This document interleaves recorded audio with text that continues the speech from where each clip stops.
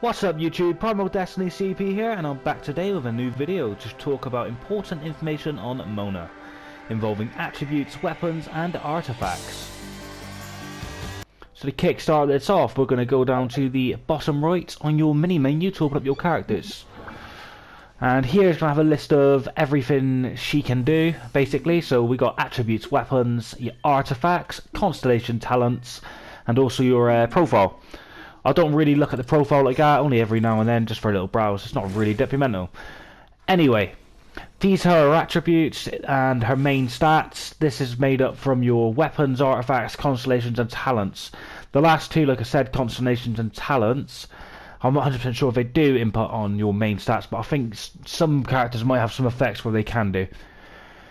Right, so anyway, her attributes are, let's go to the ascend list. So her bonus attribute here is our energy recharge. So she's going to be really good at getting her elemental skill and elemental burst out. So with Mona you want to be focusing on maybe getting some artifacts that can boost her energy recharge even higher, as well as weapons as well. I say weapons as well. I'm using a weapon at the minute which is Mappa Mare. This don't exactly boost her elemental recharge, but it does boost her elemental mastery. Her base attack is 497 on this weapon, and the Mappa Mare's elemental mastery is also 101. They're the two main stats. Refinement rank 1, there's 5 levels of this, but this refinement rank will give you infusion scroll, triggering an elemental reaction grants 8% elemental damage bonus for 10 seconds, max 2 stats. So I think what that's trying to say is, when you trigger elemental reaction, so say for instance something like an electrical charge, so you've paralysed a opponent, or you've created static, you're then going to cause an electrical charge by adding water. So that will grant an 8% elemental damage bonus. That's just for an example, anyway. So nextly, I'm going to talk about another weapon that could be really good for Mona, or I recommend for you to try. I haven't tried it yet, but I will be trying it myself. So this next weapon is called the Widsith.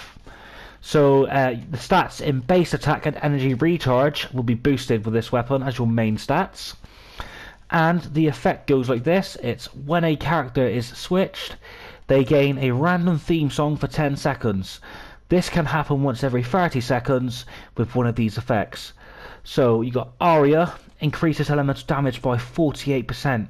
Recitative, attack increase of 60%.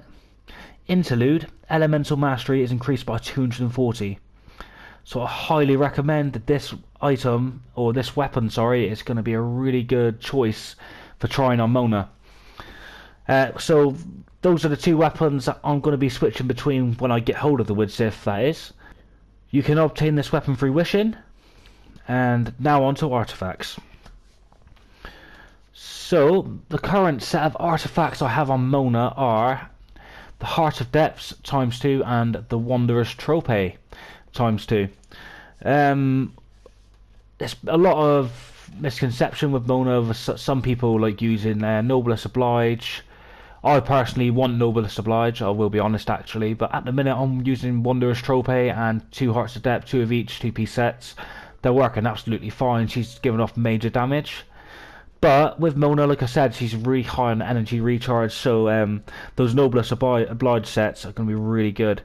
If you can try and get the 4 set on there, that'd be absolutely amazing. If not, go 2 Hearts Depths and 2 Noblesse Oblige, or 2 Wanderer's Tropes, just to get her getting those energy recharges with the Noblesse Obliges, and then Wanderer's Trope will also increase her elemental mastery, which is also a really good thing to do with her. So next I'm going to quickly go over Constellation with you guys now. So we're going to go on to Constellation. So these constellations here, I will read them out to you, just so it makes it easier for some people to understand, because I know myself sometimes I've got to read things over 5 times before it gets into me noggin. So here we go. Prophecy of Submersion, Constellation level 1. When any of your own party members hits an opponent affected by Omen. Right, so I'm going to stop right there a minute, and I'm just going to explain what Omen is. So basically what Omen is, during its duration increases damage taken by opponents. So when you've inflicted this omen status onto an enemy, you're gonna create that effect that I've just read to you. So it's really good to use this on your enemies. You can bring in something, then do an elemental reaction with water, and you're gonna take major damage. So continuing from where I left off, when any of your party members hits an opponent affected by omen, the effects of hydro-related elemental reactions are enhanced for 8 seconds. So electro charge damage increased by 15%, vaporized damage increased by 15%, hydro swirl damage, and frozen duration is extended by 15%, which I haven't activated any of these yet, and she's still doing major damage. Lunar chain, when normal attacks hit, there is a 20% chance it will automatically be followed by a charged attack. This effect can occur once every 5 seconds. Restless Revolution, Constellation level 3, increases the Stellar's Phantasm by 3%. 3 maximum upgrade, so it's level 15 on that. So when I say 3%, I meant 3. Next, Prophecy of Oblivion, Constellation level 4. So when any party member attacks an opponent affected by Omen, their crit rate is increased by 15%. That's a good thing to have. Mockery of Fortuna, increase the level of Mirror Reflection of Doom by 3%. This is her elemental skill, by the way, and the other one is her that's her ultimate move, which is also known as the Elemental Burst. And this final one is Rhetorics of Calamitas, Constellation level 6. Okay, so upon entering Illusionary Torrent, so basically what that is her where you normal characters sprint normally, she does like this dimensional water dive into the ground, and you can sort of tunnel through the ground as water particles. That's Mona's speciality. So that's what Illusionary Torrent is, and then so Mona gains a 60% increase to the damage of her next charged attack per second of movement. A maximum damage bonus of 180% can be achieved in this manner. This effect lasts for no more than 8 seconds. That is absolutely amazing stuff there. I'll definitely be trying to unlock this constellation, just need to get some more wishing done for that. And her talents, I'm going to show you her talent percentages.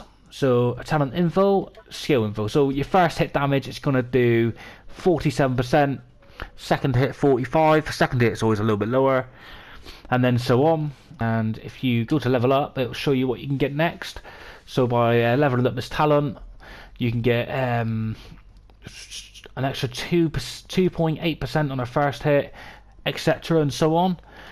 She uses Shimmering Nectar and Guide to Resistance. In my last video I also explained that with these, it won't always be called Guide to Resistance, it could also be called something different, so Talents of Resistance, but Resistance will be the last name because other talents for other talent material for other characters are different.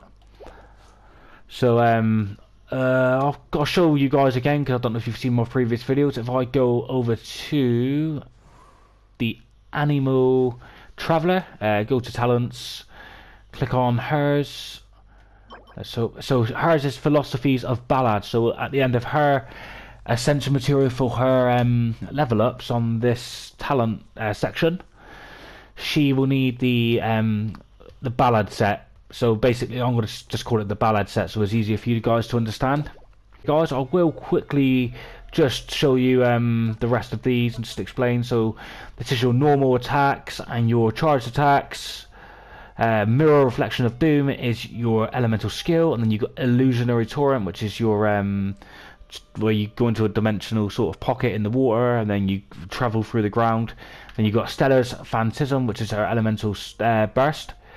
Come and Get Me Hag, I believe you unlock that one when you get to level 60 with her.